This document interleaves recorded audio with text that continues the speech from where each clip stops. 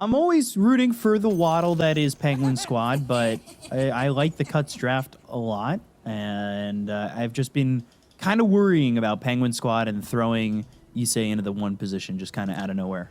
Yeah, they made changes very late into everything here, but I mean, so did the Cut. As we see a little bit of engagement here, gonna catch out the Rubik. First blood attempt, gonna go successful here. Right. The Cut, bring him down. The thing is, though, the Cut are also making a change here. Having Red 2 come in and play, he does get that first blood, so gonna be a little bit happy, though. Yeah, we've talked about stand-ins and stand-in situations throughout like the whole season of the division, and we were talking about Kid the other day, who was playing for Penguin Squad, where it feels like the best stand-in positions are like the 5 and the 2, and the 2 kind of you get left to do your own thing.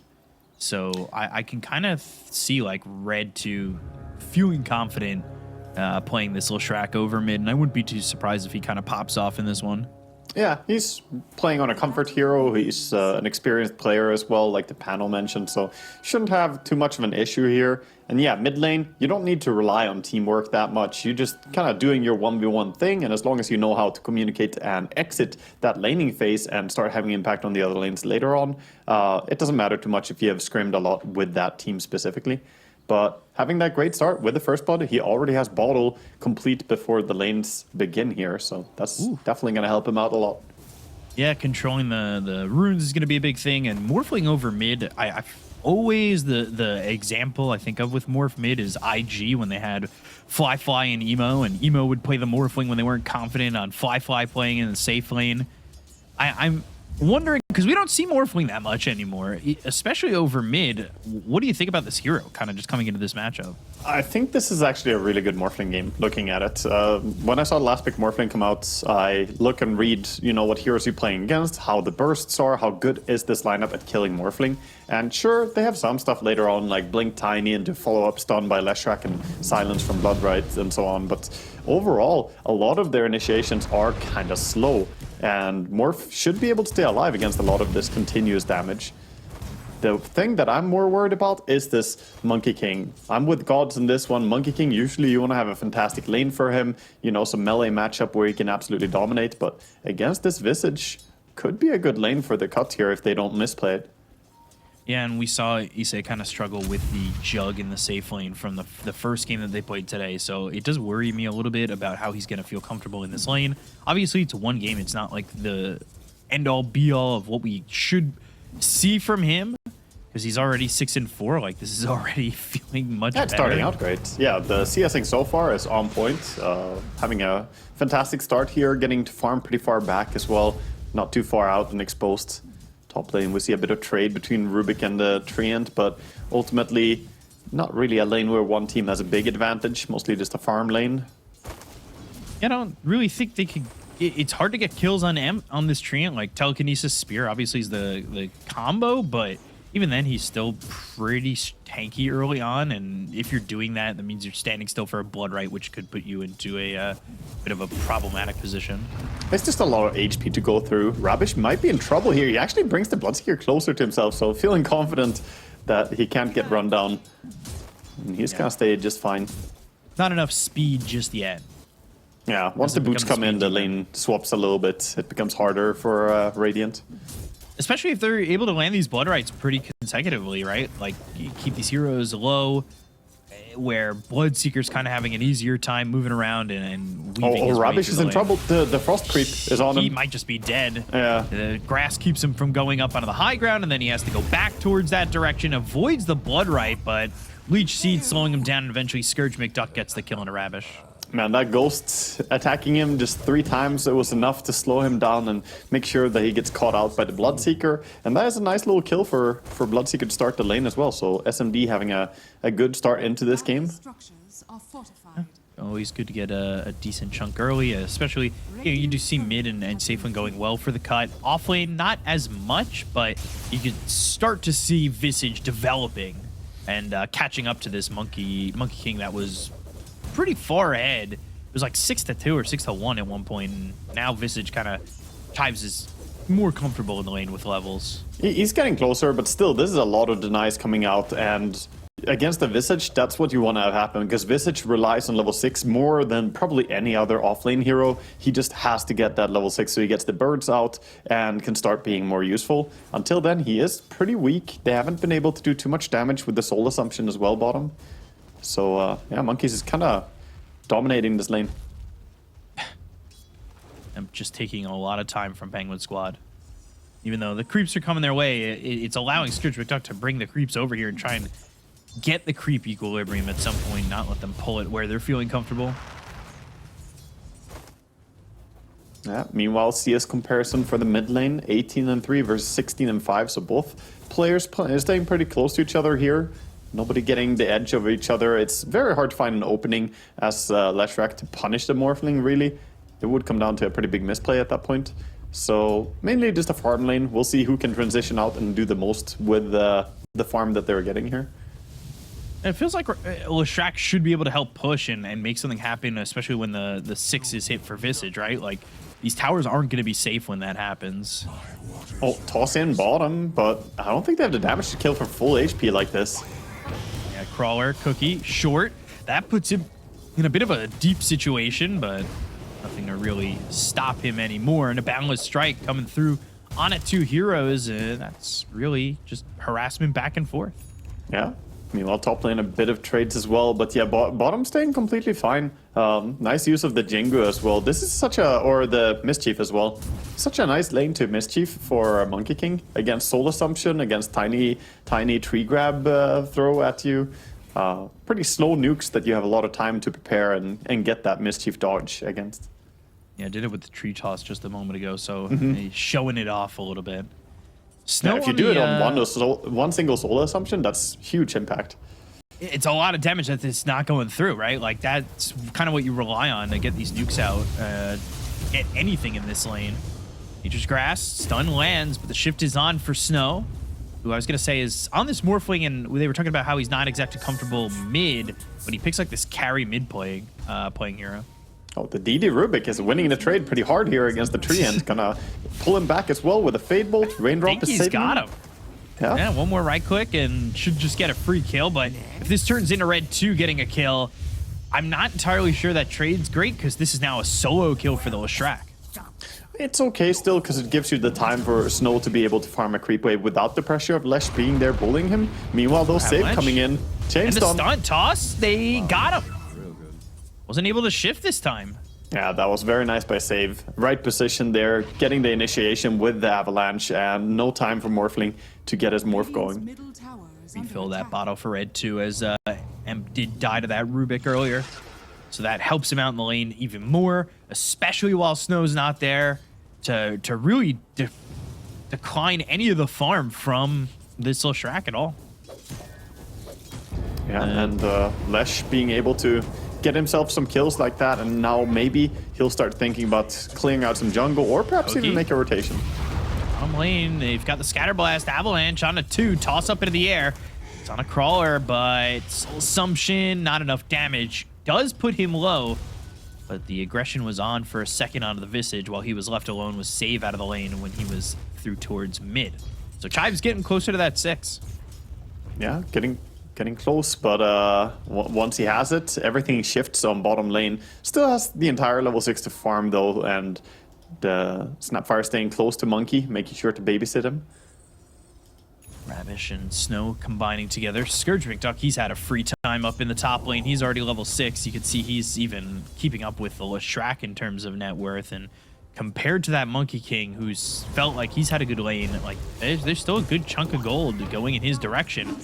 Cookie, Boundless Strike, and Chives on the run, throws a Soul Assumption out into Crawler, but still dealing with a very minuscule amount of health at the moment. Yeah, really low top as well. Empyrean getting pretty close here. The Rupture goes in on Mars. Yeah, they want to get this kill into Satoshi. He's going to try and TP away. Telekinesis throws him down to the Bloodseeker. That's the counter to Rupture. Just TP out, especially when they have no more lockdown. Yeah, mid tower now as well with this region on Lesh. He could potentially take out the tower here. He's going to play for the Edict, probably. Actually, he goes and steals some jungle farm instead with a region rune. Gonna get himself a little bit more farm, but mid tier 1 tower definitely in danger of this Edict push that Lesh can start doing. Primal Spring down, Avalanche saving Chives for the moment. And now throwing out another soul assumption on a crawler, but Chives, he is just playing with fire with how low health he is. I mean, he has to stay close and try and get this experience, but every single time they just go on and look at this suicidal cookie. Yeah. Have anybody to follow up the avalanche? Not really. Nobody's TPing in. I thought maybe if like Leshrac was here or something like that, they get a kill on an Issei if he's not too careful, but he's actually over mid getting a tier 1 tower and a kill on a Rabbit. She looks for the stun on a Snow. Doesn't land it. Now running away from this Morphling. Waveform forward and will get the kill on a Red 2. Okay, that is a pretty huge kill, though. Morph managing to get this killing spree is gonna speed up his game a little bit, and he needed that. Who has to be careful for the nuke coming in there as he morphed down. Empyrean tried for the Nature's Grasp kill, but not gonna be able to get him. Top Arena. Duck, Arena, Spear, landing. They should have a cookie. Just waiting on the timing to get the full stun duration out. Boundless Strike. Surge McDuck throws a Rupture and starts to run. He's got the living armor. He's gonna survive all that. Actually, if he tossed onto the Bloodseeker there with the Rupture from save, I think that they might have been able to kill the Mars as well. He tossed him to keep him in place. Beautiful save by, well, Save coming in on his Tiny there. Living up to his name. They found Emp for a second, but won't get a kill. And if you live up to your namesake and your name is Save, it must feel really good. That's why he's a support player, you know? With a name like that, you can't be a core. You're disqualified. No. Then what are you doing? You're saving the game, maybe, but... Yeah. No, core players need an edgy name and an anime profile picture. That's a requirement. That's why I'm not a core. I have just a drink as my picture. Or a drink logo. Yeah, and we see his top tower being pushed a little bit. Meanwhile, bottom tower as well being pushed very quickly here. The Lesh and Visage together. This opens up so much of the map. They already took the mid-tier one. Like, bottom's gone. This is going to feel really bad for Penguin Squad. Yeah, the farming grounds will be pretty small for the side of this Morphling soon and the Monkey King. Monkey has to really get active non-stop and just play a fighting game if they want Morph to have any form of space to farm. He's going into the Echo Saber, right? Like, so it's not that build we've seen in the past with Monkey King where it's Battle Fury Ags or anything like that. Oh, yeah. Right now, it's the Echo Saber and looking to fight. Penguin Squad do play this carry mid style, so you can't go Battle Fury because you're essentially running double carry. So your main carry has to be going for very sacrificial, like early game aggression style. So Echo Saber plays perfectly into that idea, but we also have seen some issues with mid carry in this current patch. It just is not really favored, and we can already see it. The momentum of this Lesh starting to take over the map, starting to get more tower pressure, and now it feels like any moment now he will want to make a move towards top. And if all those tier 1 towers get taken out, then the map starts getting very difficult to play. Yeah, so he was pushing mid for a second. It's a 3k net worth lead, and you can see that the Dodo Plus has well, the favoring in favor of the cut. So it's no surprise at the moment with the way it's going. Going back to your point about how like mid carries haven't exactly been working out, well, a lot of the mids that did carry went to safe lane to carry themselves, and Emp, he's gonna get run down under the tier 1 tower by the 1 and 2 of Penguin Squad. Like we saw Lina go to safe lane, a couple heroes similar to that. Ooh, kill on a Red 2.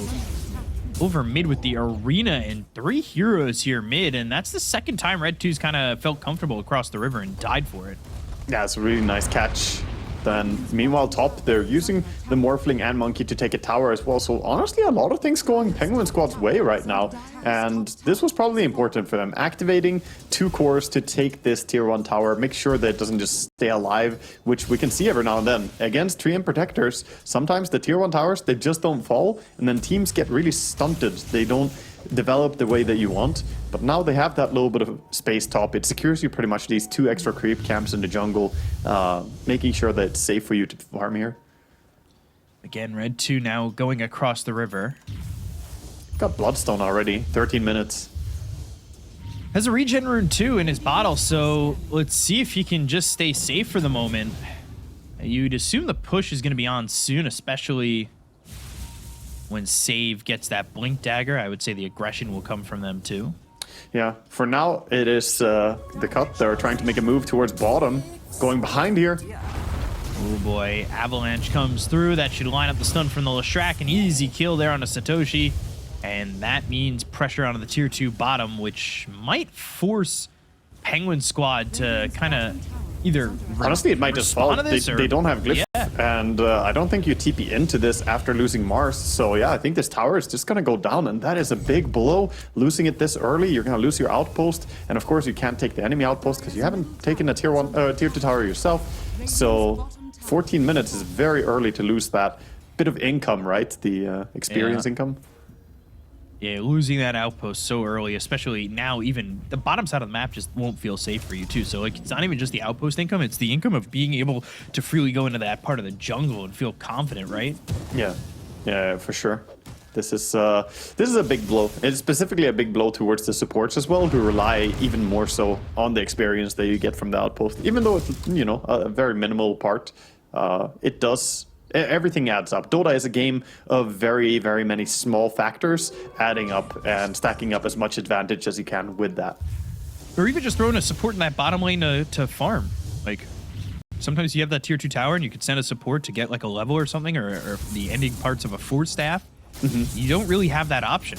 Like, you just can't put anybody down there without the thought of, hey, they're gonna die really quickly, especially with Visage camping himself down in the bottom lane and the outpost now being in the hands of the Dire.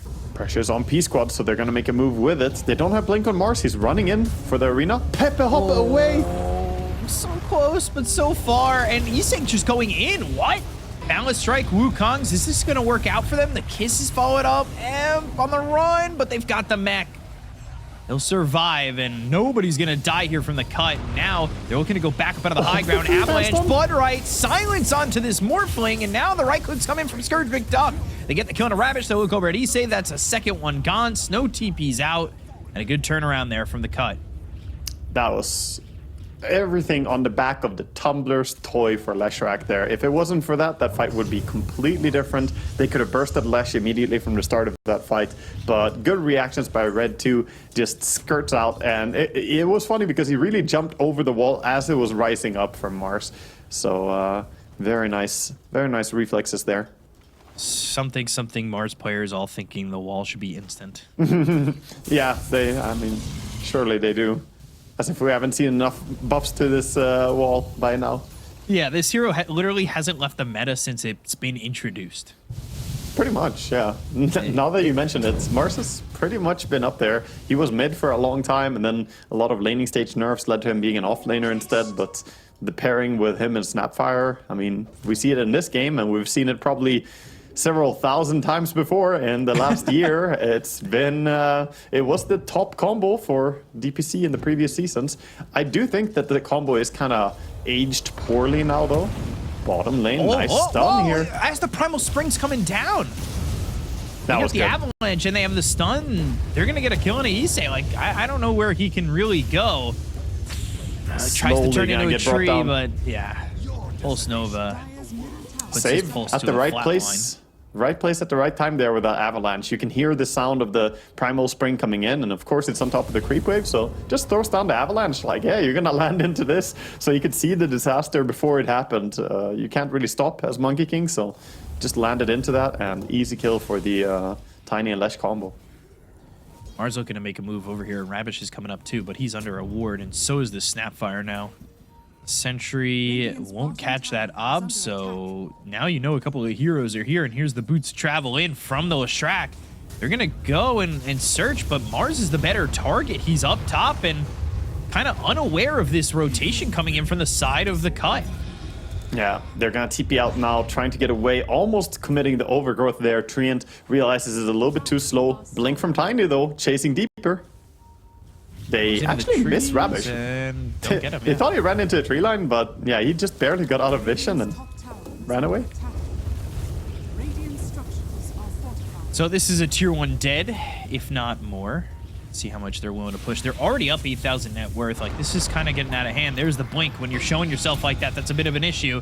They go to the telekinesis. They throw him back. Nature's Grass is down. Over to the sides, though, is Snow. They'll turn into the Tiny. Avalanche toss him. And then they've got an arena on the tier 1 tower. But Satoshi, that's not where you want to be with these heroes right on you. Boundless Strike, the tier 1 tower. It's going to fall the blood right down. Issei's going to get out of the circle. Looks for the Wukongs. Now the Rupture on him. Good damage from Snow with the Avalanche as well. Waveform forward, red 2 falls, stun lands on 2, but they've got the spear to push back Amp. Scourge trying to do all he can with the adaptive strike coming out from the Morphling. Kisses onto Chives, Chives over to the side. They've got the blood right down once again as Satoshi, well, it's not going to work with that as the Rebuke doesn't land with the BKB being popped and a waveform forward. Another cookie to get the kill on a Chives. They'll take out the Visage. So overall, getting a couple of kills and bursting into the net worth a little bit, but it still feels like it's just not enough. That was a great fight for them, though, on the side of Penguin Squad. Having that DD rune on Morphling really helped. I really loved the double avalanche coming out as Morphling and Rubik simultaneously throw the avalanche over on, I believe it was Tiny there. But yeah, that fight was basically hinging on them being able to kill Leshrac fast enough. And they didn't do it during the arena, but they did commit afterwards and just burst him down. That's possible for now. Question is, when BKB comes up on this Leshrac, will you be able to continue to burst him like that? Do you really have the tools to do so when living armor is available? I feel like the draft of the cut is soon gonna hit that stride where they have a massive lead. Yeah, when they're already up 8,000, like having that BKB, having these item timings come out, make it so much more difficult for Penguin Squad to the point where is it, you know, a deficit that's just not recoverable at that point. And like you were saying, they just can't burst them down. And that's when Leshracs do the most, right? When they get to sustain through these fights and not really feel pressured at all to put themselves in a horrible situations. Like sometimes we see Leshracs that are a bit behind and they blink to the back lines or something like that, or they force themselves in a precarious spots to output as much damage as possible. But if you can't kill them, then they're not going to really do that. Yeah, it will become more and more difficult now. The BKB, of course, coming out and being finished up, but overall, they have a few tools to deal with him. They do have Mage Slayer completing soon on the Monkey King, which is a good way to mitigate the damage coming out from the Lesh. If you can drop the Wukong's command on him. Mars getting caught out, though. Oh, boy. That's going to be another kill there, and that's exactly what you're talking about, with Leshrac just getting kills and continuing to push on out as now maybe looking for Rabish, but just don't have the reach to get him. This is Roche time, surely. Now, getting a pick off and warding up the area, I think they could back up and just start thinking about taking either control of the Ancients here or just go straight Roche. They have Visage. The damage is decent. He's got Greaves too, so the sustain is there. Maybe they feel like they Basher need to keep soon. farming a little bit longer here. Basher now flying out. Yeah, soon has well, he has the Holy Trinity for Bloodseeker players. It's BKB, Maelstrom, and Basher. That's the 3 items you want. But he needs the Shard as well. That's the little extra that you add to this combination. But it is the peak Bloodseeker build. Smoke coming in here from P-Squad. Dangerous high ground, though. Yeah, if they lose this fight, this could be bad. It's right by Roche. Like, this would be awful for them. Ooh, blink to the backlines, gets the arena around on 3. They've got the kisses to follow it up. And the damage onto the Treant will get the kill there, but they end up losing Satoshi. And with the right clicks coming in from this Bloodseeker, this is a problem. Yusei trying to fight, but he's not going to have the damage to get the kill. They'll get the kill on a Rabish as well. Now they'll look over at Crawler, cooking onto the high ground. On the other side of the fight, Save, though. He is going to be able to combine powers with Scourge McDuck to get the kill on a Snow. And Crawler is able to crawl through this jungle and get out, but this leaves Roche wide open. Simple Roche here as they get 4 kills. I love the toss into the bash there on the Morphling for Bloodseeker, getting an easy pick off. And he does get a little courier snipe on the side of Crawler. He's sticking around, but he doesn't have his ulti available, so he can't really do too much to, you know, mess with this Roche. He's just hanging around looking for couriers. He's gonna get another one, I think. Oh, it runs away. Now it might be time to go, unless you're committing to dying. And he has chosen Avalanche, death. Blood right, death. It's oh, nope, couldn't get it. Oh, maybe Almost. he got a Bloodseeker kill. Yeah, would have been huge. Leshrac now getting the Aegis as well, and he's feeling pretty ready now with level 3 ulti as well. Oh, getting level 18 this early on into the game. Rabish happy. He'll take Pulse Nova, level 3. Yeah, kind of dangerous for him to get close enough to make the most out of it in team fights, but yeah. I think he would want the Lesh stun if he can get it this game. That would be awesome for him, but Yeah, difficult to steal. There They're looking, they're searching. They're not going to find a Mars. He's already TP'd out. Em's got that shard. He's going into the Blink Dagger next. That's pretty standard for Treant Protectors. Yeah, this is the build that he's been doing. He's played quite a few games of Tree. Definitely one of the most favorite heroes for the cut. And Treant overall has had great success here in the DPC. And a lot of it is because of his ability to just sit on a lane and keep pushing it out, keep your tower safe, and allow for your team to make more moves while you kind of stabilize the map. He's just trying to find some open farm to get that Nature's Grass down, right? Yeah, exactly. Guys, don't come to this lane. I'm farming. Yeah, you're the 5. He could have used his shovel, though. I'm disappointed. This pos 5 tree, you can't have your shovel ready. Yeah, you gotta There we go. There we go. Gotta move the roots a little bit. Gotta Exactly. just get. It's hard to dig at the roots. I understand that, but just you find a spot. Deso next for Monkey King. At least that's the mindset. He disassembled the Echo Saber to go into the Mage Slayer and the BKB. Probably the right choice. You don't want to go back for like a late Maelstrom. So if you're going to go for the BKB and Mage Slayer as your lead, then Deso is a pretty natural follow-up. And it does add a lot of damage into the BKBs that we see on the side of Leshrac and Bloodseeker. So it could be useful. Right now the game is kind of slowed down to a lull, but I suppose it benefits Penguin Squad a little bit if no fights are being forced during the Aegis. Here it is though. Bottom lane on the outpost. Bottom lane, they want to go. Avalanche in, Ravish caught. Overgrowth even committed on this, that they'll look for the Snapfire who's going to use that cookie to get down to the low ground and try to TP out, but they've got the root available thanks to the shard on Emp. They go to the other way. Satoshi, he's in the arena, and the kisses are coming through. Save is going to start to melt, but they've got the Guardian Greaves, still not enough to save him. So Save ends up dead. When the Morphling TP's out, they kind of lose focus on some of these heroes that I think were caught and dead to rights on the side of Penguin Squad. Yeah, Snapfire just kind of gets out of there. He's TP And gets the out. ult. Yeah, his TP out was cancelled by Treant just walking up and punching him, but then they leave him. Ultimately, a little bit awkward fight since they didn't bring over the Leshrac. Lesh was just farming during it. But at the end of the day, just support for support. Red 2 wants to make a solo play here. Oh, he'll try. Yeah, he got out of that last one. Not this one. That ain't gonna happen. So easy kill there for Red 2. Yeah, feeling confident to make these plays. I love that you tried for that, because when you have Aegis and BKB as well, you might as well. There's not really much danger to it. Yeah, the fact that your team's kind of like right here to help out, even if you do get low, is pretty Satoshi? confidence boosting. Satoshi tries to blink spear, Yeah, but Tier 2 tower is gonna fall. Still a minute 15. Like, there's a lot of time to work with this Aegis. They could continue to slow siege if they want. They have Diabolic Edict. Like, this is something that Leshracs love doing.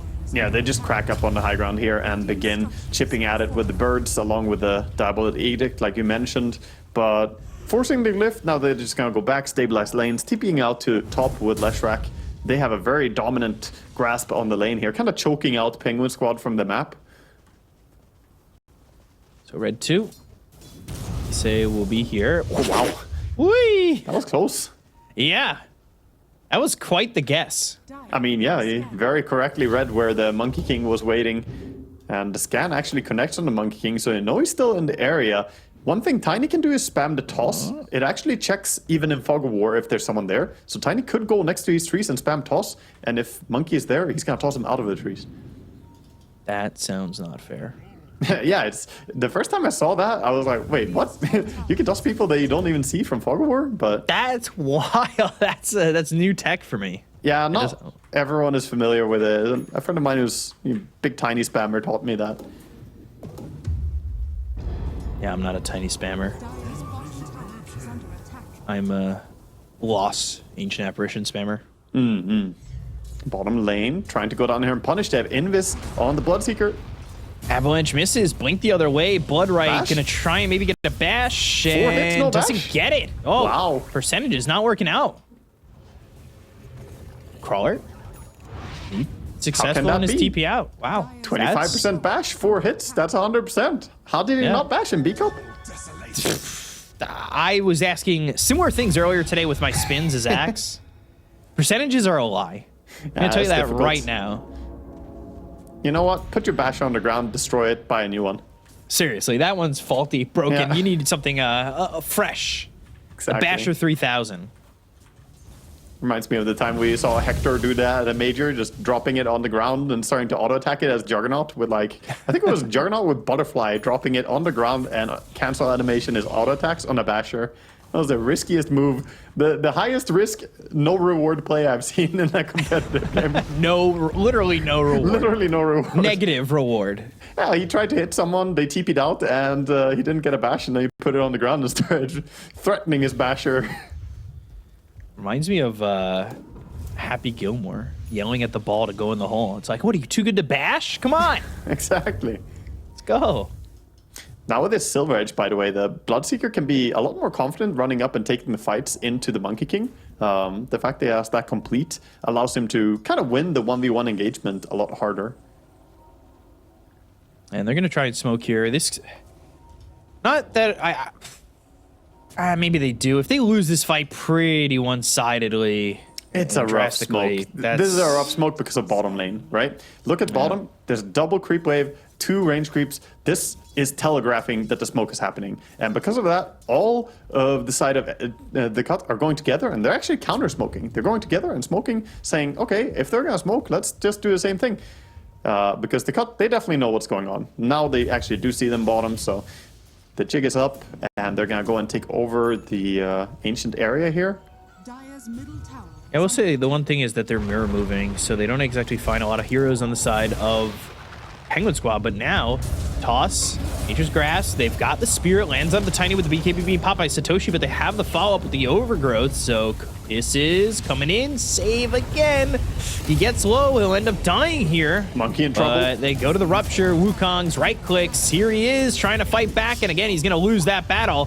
So Issei dies with no buyback, Cookie on the other side, and they're gonna run down the Snapfire too. And it's 2 kills easily for the side of the cut. You know, I'm just not a big fan of this mid carry plus a carry. If you're gonna run mid carry plus a carry, just run like, I don't know, Magnus carry or something, right? Do what Dogchamp did. Do some extreme non-carry carry, like Queen of Pain, Magnus, like go that route. Don't go Monkey King and Morphling. It looks so awkward in these fights because they don't have that big like tempo mid hero that's like scaled up and super farmed.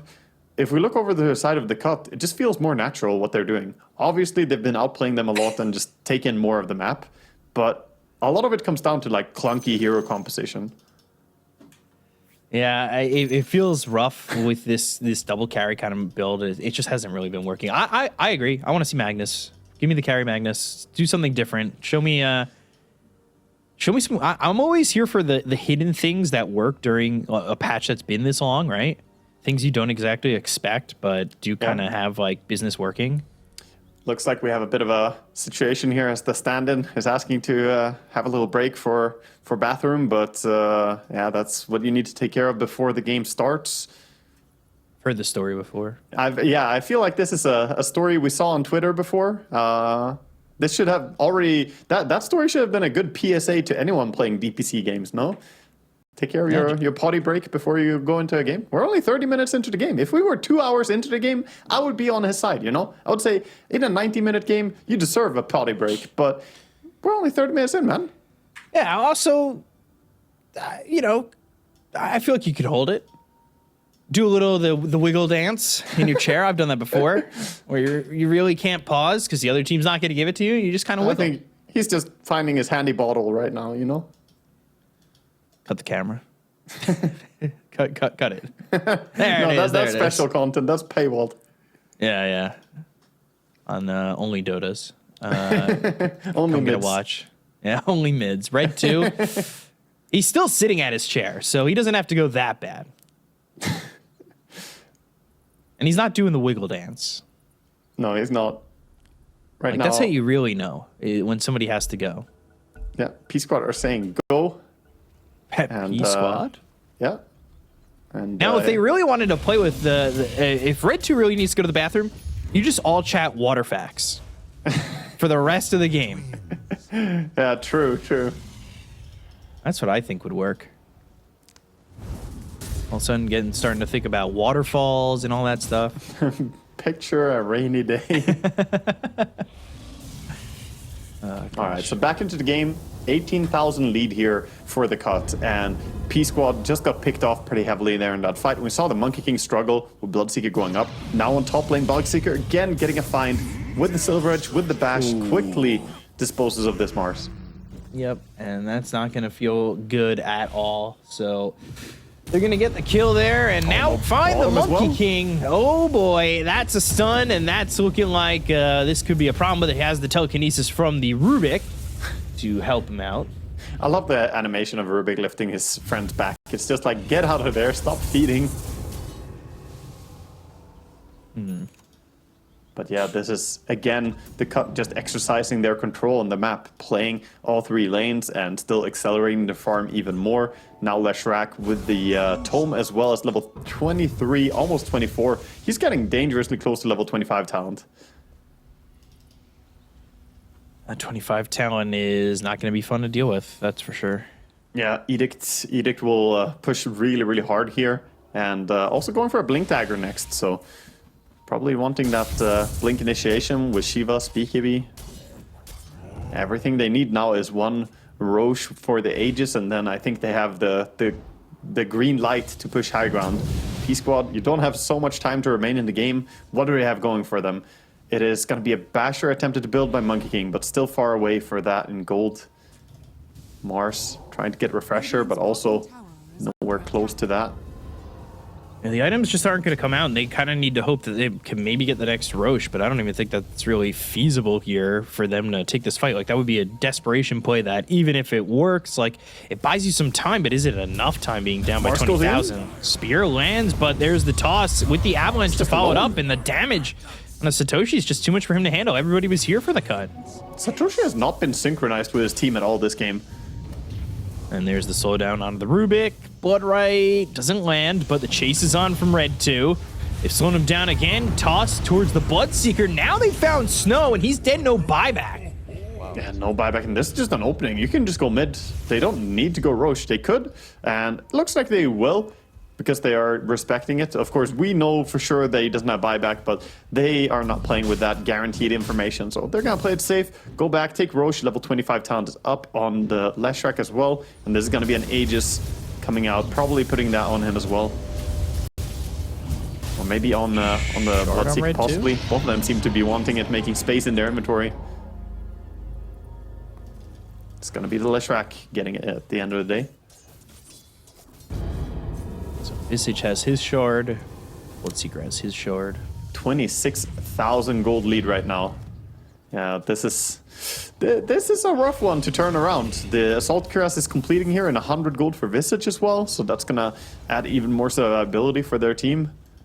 Look at how far ahead just Bloodseeker and Leshrac are. Honestly, just the two of them sticking together side by side at almost even net worths. Like, it's insane. Morphling nowhere close. When you're getting beat by 10k on the net worth like that, I just don't know what you expect to really accomplish against this team at the moment. Yeah, they're basically at the point where they can just slap them with their net worth and say, hey, we won this game. Like, at this point, you don't need to outplay that much anymore. You've done the dirty work. You've done the difficult part. Now it's just about going in and finishing it up, because they are so far ahead. So Glyph comes out, and they've got creeps coming in after this Glyph, which is perfect timing for them. They will try to clean up some creeps. They go to a 4-man smoke. Can they make the dive in? Blink from save across, and they cut somebody's big wrap around. Smoke out. Looking for the angle. Arena has to go. Save Avalanche, and that's going to be stolen, so they're going to try and throw the Avalanche back. They go to the Kisses. Satoshi trying to run in. They've got the Arena. Do they have the damage? It's at least going to get saved. They'll look over Red 2 and take the Aegis out of his hands, but that is just said Aegis on the Leshrac. You need to get everything. Avalanche, Scatterblast, a little far back. Bloodright lands. The damage is there. They get the kill on the Crawler. He doesn't have buyback, and now the bottom set of racks are going to be gone. Yeah, they get one set, and then backing out, resetting a little bit here on the side of the cut. Good fight, honestly. I mean, good execution. If they weren't so far behind in net worth there, I think that would have been a one fight for P-Squad, because they did initiate pretty nicely. They got a 2-man spear into nice Snapfire Kisses. The Wukong's command dropped on top of that combo, but you were against Aegis and 30,000 gold lead. So you need like a miracle to turn that around. Now with cooldowns, I think the Cut are ready to punish this. No Arena available, no Snapfire Kisses, and no Wukong's command either. Yeah, should be able to just step up on the high ground. Flash Red goes in 2. Hexes Rubik.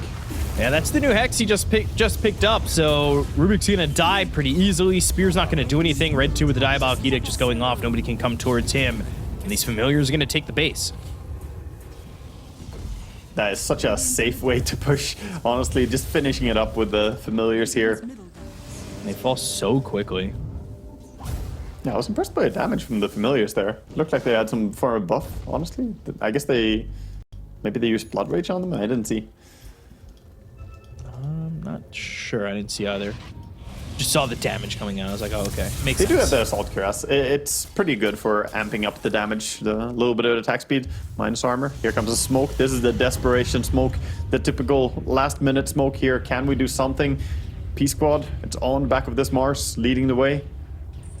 Kind of feels like all their smokes have been this similar situation, and they'll find Chives, but Chives able to turn himself to stone and make sure that he's not going to get hurt. The kisses come out afterwards. It's Toshi already taking a lot of damage. They'll look over at Chives and get the kill into the Visage, but they'll end up losing Ravage. And BKBs will run out eventually, and that will make this side of Penguin Squad very susceptible as they're going to go after him with the right clicks coming out from Scourge McDuck. They get the kill into Crawler. They'll take out Issei. Now Snow's next on the list. He'll waveform away with the BKB and try to TP out. Bash this time? Yes, this time it will work out. He will get the bash, and they do take out Snow. Yeah, they bought back, but now he gets caught mid. Gonna be fine as the stun misses, though. The damage on a Satoshi. He's staying a little bit too close.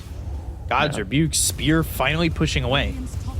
Meanwhile, though, this Leshrac dropping items, stunting a little bit here. The stand-in for the Cut here. Red 2 having a very nice performance in this best of one. This is tournament life, basically, or league life, I suppose, is the DPC.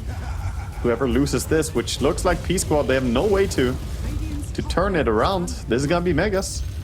The loser gets eliminated.